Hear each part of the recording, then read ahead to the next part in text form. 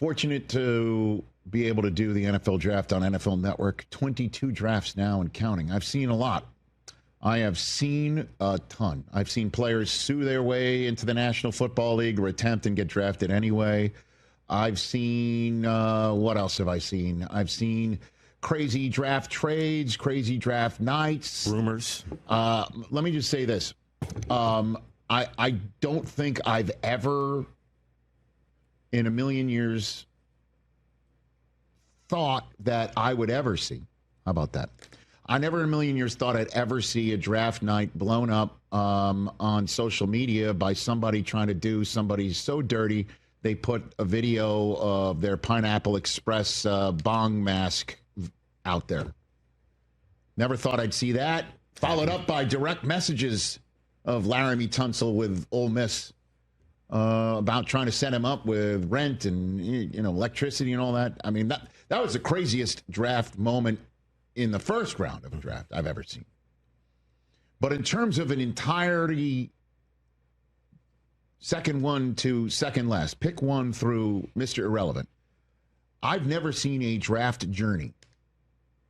And I don't think I ever will see a crazier one again than the one of Shedeur Sanders.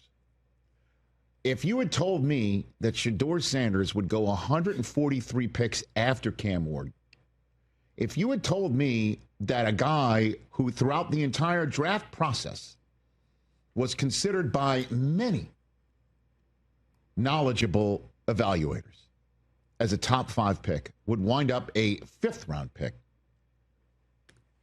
I would have told you were out of your mind. And sure enough, Shedeur Sanders, who we spent much of Friday's show talking about because he slipped through the first round, slipped through the second day. Nobody used a second or a third round pick on him. And then he slipped through the 4th round. And at that point in time, I'm thinking that the NFL's lost its mind. I really was. Listen, the number of times, and I said this on Thursday night after he wasn't drafted, and then Friday night after he wasn't drafted.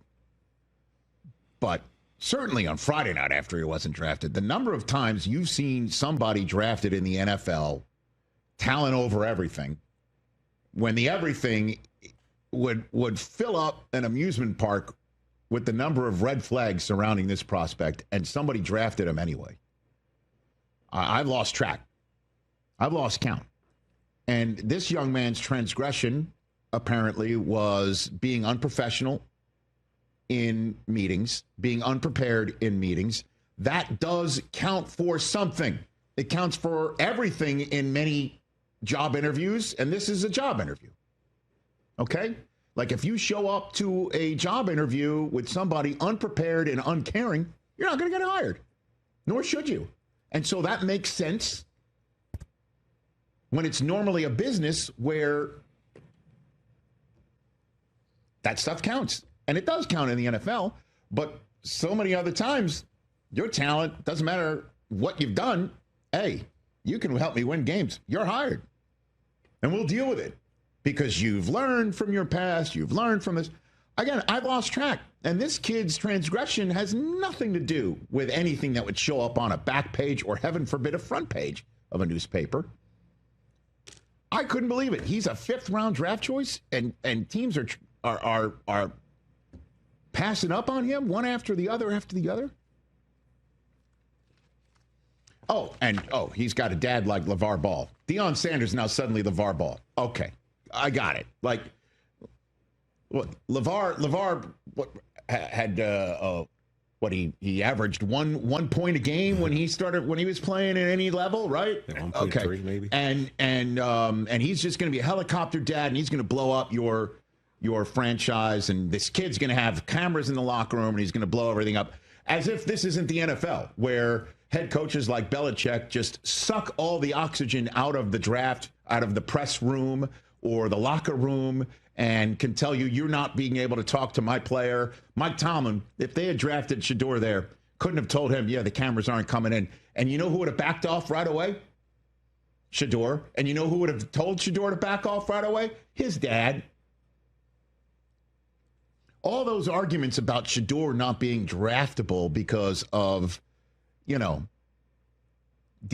saying, Deion's Prime Video reality shows is a sign of the team that didn't draft him, their weakness.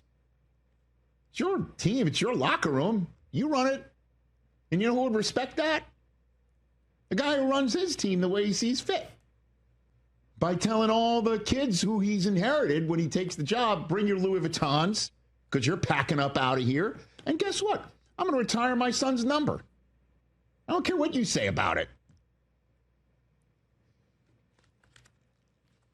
I just couldn't, slip through the first round, slip through the second day. All right, now you're going to have to explain to me what you're thinking.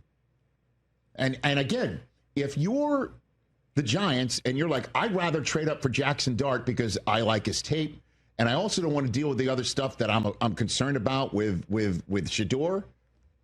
I'd rather work with one kid over the other. Then it's on Shedeur because he didn't either come prepared for a meeting or he was uninterested in a meeting. I'm not saying it was with the Giants, but if any other teams passed up on him, then it's on you.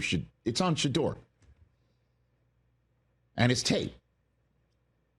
Second night. All right, the Saints, they like Tyler Shuck better than him? Well, I look forward to seeing, Tyler Shuck prove that they did the right thing. And we've met him, and he's got that chip on his shoulder, too.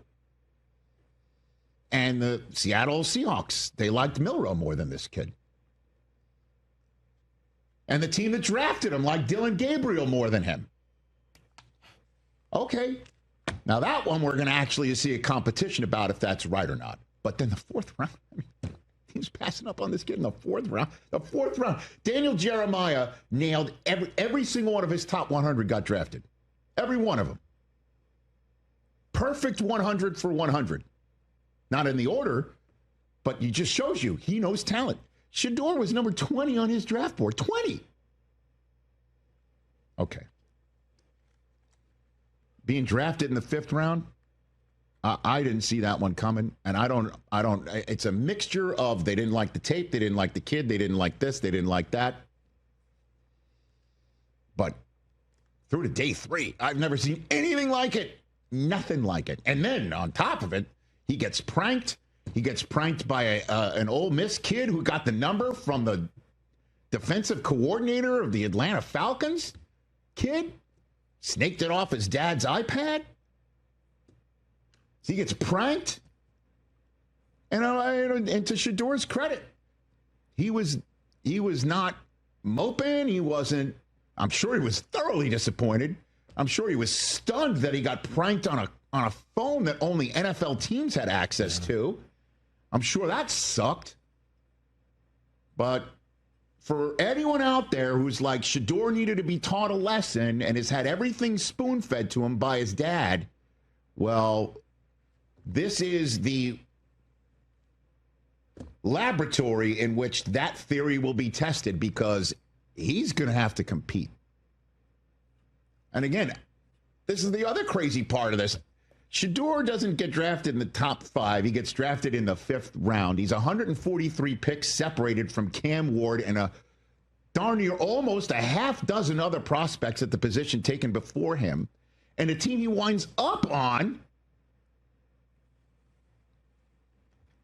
already drafted a quarterback before him and passed up on drafting his all-world Heisman Trophy teammate to start the draft.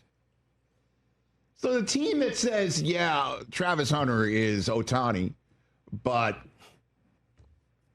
I mean, we need more picks, so we'll take one next year and move down and take an outstanding defensive lineman. That team could have had both and winds up after everything else, after passing up on him 6 times. It's like more shots than Don Corleone absorbed, right? Passed up on him 6 times. Traded their final draft pick of the draft in the 5th round to trade up a few spots to beat the Eagles, apparently, to Shedeur Sanders. And then, the coach and the GM, like, when they showed the shot of them celebrating, some teams, they're all hugging. You see they're hugging, right? They're hugging everybody. Remember the Lions, and you see the Eagles, the Niners.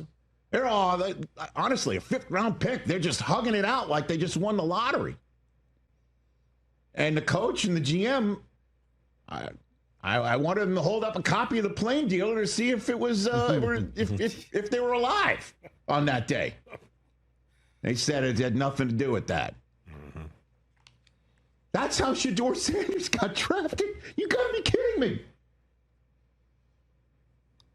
Craziest draft journey. We've never, in my 22 years of doing the draft, never had a story that was of interest at pick one, last all the way